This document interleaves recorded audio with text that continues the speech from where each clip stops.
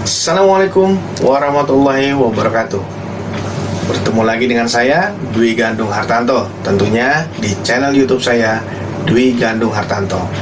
Dan masih di dalam konten Belajar Bersama Gandung. Pada kesempatan kali ini, kita akan membahas materi pembelajaran tentang produk kreatif kewirausahaan. Dan agar kalian tetap mendapatkan video pembelajaran seperti ini, jangan lupa subscribe, like, dan komen supaya saya masih bisa terus berkreasi. Dan untuk materi kali ini yang kita bahas adalah mengenai produksi massal. Baik, untuk lebih jelasnya, mari kita simak video berikut. Oke, baik. Pada kesempatan kali ini kita akan membahas untuk pembelajaran produk kreatif dan kewirausahaan, di mana bahasan yang akan kita bahas ini adalah masih pada bab manajemen sistem dan siklus produksi. Untuk kompetensi dasar yang akan kita ajarkan ini adalah menganalisis perencanaan produk massal, kemudian menentukan indikator keberhasilan dari tahap produksi massal, dan menerapkan produksi massal. Itu adalah untuk kompetensi dasar pengetahuan. Sementara untuk keterampilan, di sini ada membuat perencanaan produk massal, membuat indikator keberhasilan terhadap produksi massal, dan melakukan produksi massal. Dari kompetensi dasar tersebut, maka tujuan pembelajaran kita adalah diharapkan ketika kalian sudah mempelajari materi ini, kalian itu harus bisa memahami dan menganalisa perencanaan produk massal. Kalian juga harus mampu memahami dan menentukan indikator keberhasilan produk massal, harus mampu memahami dan menerapkan proses produk massal, memahami dan membuat perencanaan produksi massal, memahami dan membuat keberhasilan terhadap produksi massal, dan mampu memahami dan melakukan produksi massal. Ini tujuan pembelajaran dari kompetensi dasar yang akan kita pelajari. Selanjutnya kita masuk ke pembahasan proses perencanaan produk dan produksi. Kita bicara portofolio produk-produk yang dikembangkan oleh perusahaan dan waktu pengenalannya ke pasar. Ini diidentifikasikan dalam rencana produk. Proses perencanaan mempertimbangkan peluang-peluang pengembangan produk yang diidentifikasi oleh banyak sumber. Mencakup di dalamnya adalah usulan bagian pemasaran, penelitian, pelanggan, tim pengembang produk, dan analisis keunggulan pesaing. Agar dapat mengakomodasi perubahan dan perkembangan yang ada, rencana produk ini perlu diperbarui secara berkala. Nah, untuk mengembangkan suatu rencana, produk dan pernyataan misi proyek ini memerlukan suatu tahapan yang panjang. Jadi, agar terjadi perubahan dan perkembangan, maka rencana produk itu harus diperbarui secara berkala atau kontinu. Kemudian untuk mengembangkan rencana produk dan pernyataan misi proyek ini membutuhkan tahapan yang panjang. Nah, adapun tahapan-tahapan dalam perencanaan produk itu adalah sebagai berikut. Yang pertama ini adalah mengidentifikasikan peluang.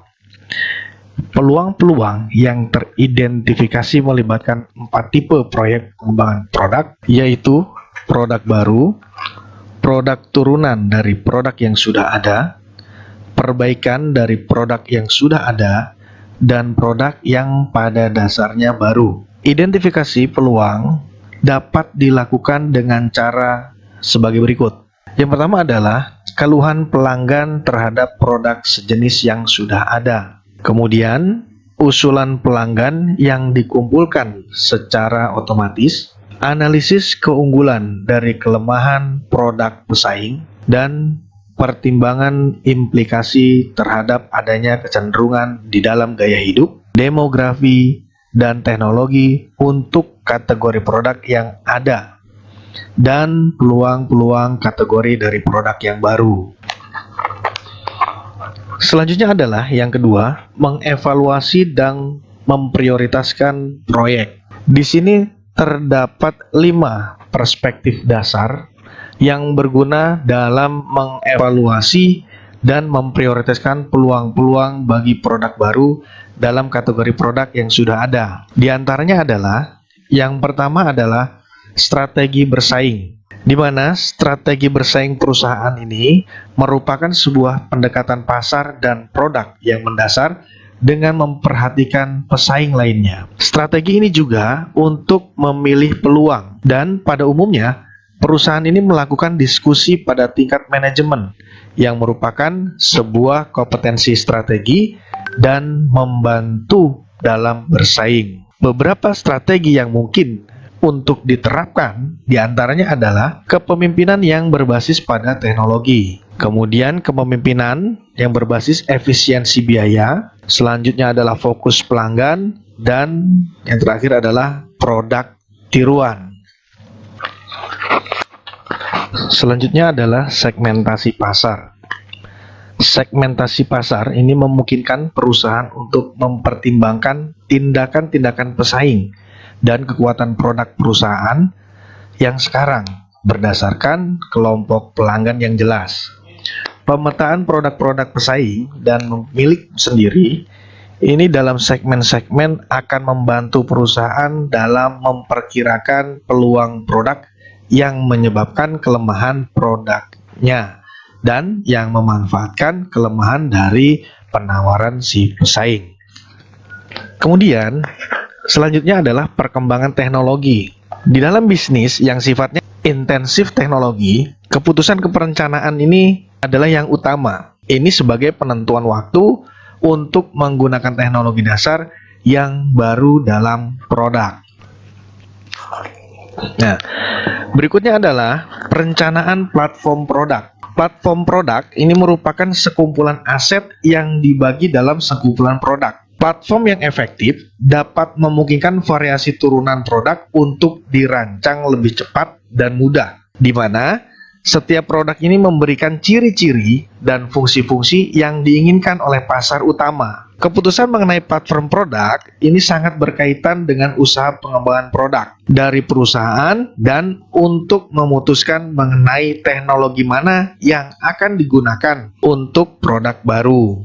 Teknik untuk mengkoordinasikan pengembangan teknologi dengan perencanaan produk adalah peta jalur teknologi. Peta jalur teknologi ini merupakan cara untuk menunjukkan ketersediaan yang diharapkan dan masa depan penggunaan berbagai teknologi yang relevan untuk produk yang dipertimbangkan.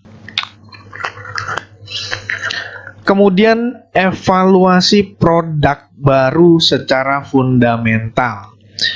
Di bawah ini adalah kriteria untuk melakukan atau untuk mengevaluasi peluang produk baru secara fundamental. Yang pertama adalah ukuran pasar. Ukuran pasar ini bisa dilihat unit per tahun dikalikan dengan harga rata-rata. Kemudian yang kedua, tingkat pertumbuhan pasar. Ini dilihat dari persentase dalam setahun, ya, persentase per tahunnya.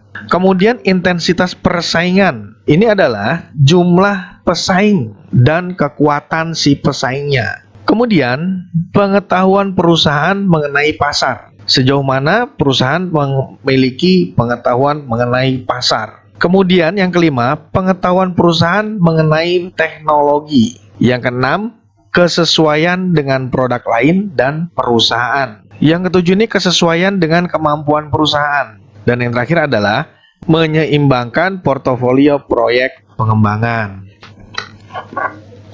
Kemudian adalah pengalokasian sumber daya dan perencanaan waktu. Pengelolaan sumber daya yang berupa perencanaan aggregate dari setiap sumber daya ini akan membantu perusahaan dalam menggunakan sumber daya secara efisien dengan mengambil proyek-proyek yang beralasan untuk diselesaikan berdasarkan sumber daya yang sudah dianggarkannya. Adapun penentuan waktu dan urutan proyek harus mempertimbangkan beberapa faktor, yaitu faktor penentuan waktu pengenalan produk, kesiapan pasar, kesiapan teknologi, dan juga persaingan dalam penawaran produk. Yang keempat ini adalah penyelesaian perancangan proyek pendahuluan.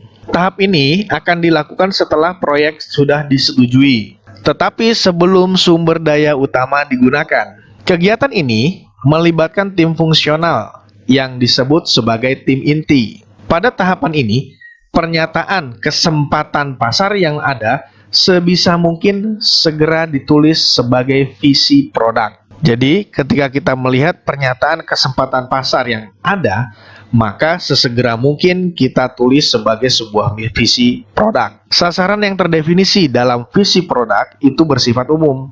Nah, untuk memberikan petunjuk yang jelas bagi organisasi pengembangan produk, biasanya tim ini akan memformulasikan suatu definisi yang lebih detail dari pasar, target, dan asumsi-asumsi yang mendasari operasional tim pengembangannya. Nah, di mana keputusan-keputusan yang dikeluarkan oleh tim inti tersebut ini perlu mempertimbangkan beberapa hal. Di antaranya adalah pernyataan visi. Pernyataan visi ini mencakup beberapa hal. Di antaranya adalah uraian produk yang ringkas, mencakup manfaat produk utama untuk pelanggan, namun menghindari penggunaan konsep produk secara spesifik. Sasaran utama bisnis ini mencakup waktu, biaya, dan kualitas. Pasar target untuk produk. Di sini dilakukan identifikasi. Kita akan mengidentifikasi pasar utama dan pasar kedua yang perlu dipertimbangkan dalam suatu pengembangan. Yang keempat ini adalah asumsi dan batasan. Ini untuk mengarahkan usaha pengembangan. Kemudian stakeholder. Ini untuk menjamin bahwa berbagai permasalahan pengembangan telah didaftar secara eksplisit oleh seluruh stakeholder dari produk. Daftar stakeholder ini dimulai dari pengguna akhir dan pelanggan eksternal yang membuat keputusan-keputusan tentang produk. Daftar stakeholder ini memberikan suatu ide bagi tim untuk mempertimbangkan kebutuhan setiap konsumen. Keputusan berikutnya adalah asumsi dan batasan. Asumsi dan batasan ini diperlukan agar pengembangan teknis dari produk ini lebih terarah. Permasalahan yang perlu dipertimbangkan dalam menyatakan asumsi dan bahasan ini adalah sebagai berikut. Yang pertama, manufaktur.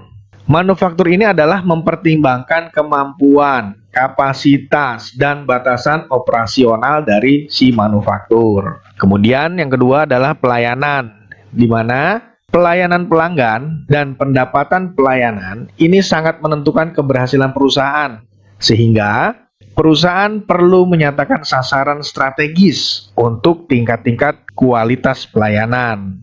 Yang ketiga adalah lingkungan.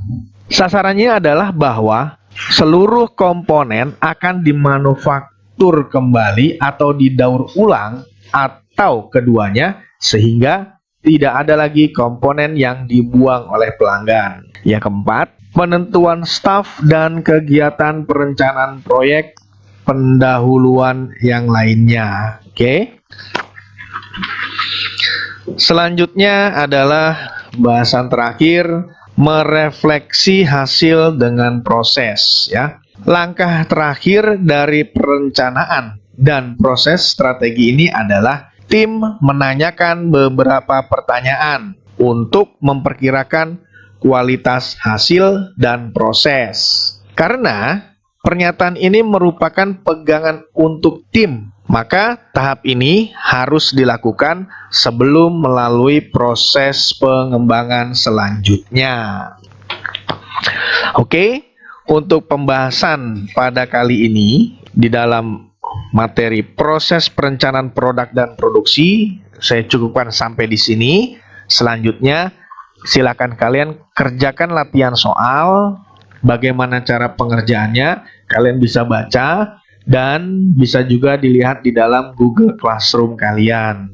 Itu saja, saya berharap kalian bisa memahami dan kemudian bisa mengerjakan latihan soal ini sebagai refleksi atas materi yang sudah kalian terima. Selanjutnya, terima kasih. Sampai ketemu di materi berikutnya. Oke, bagaimana pembelajaran kali ini? Mudah bukan? Saya yakin kalian bisa memahaminya dan kalian bisa mengerti.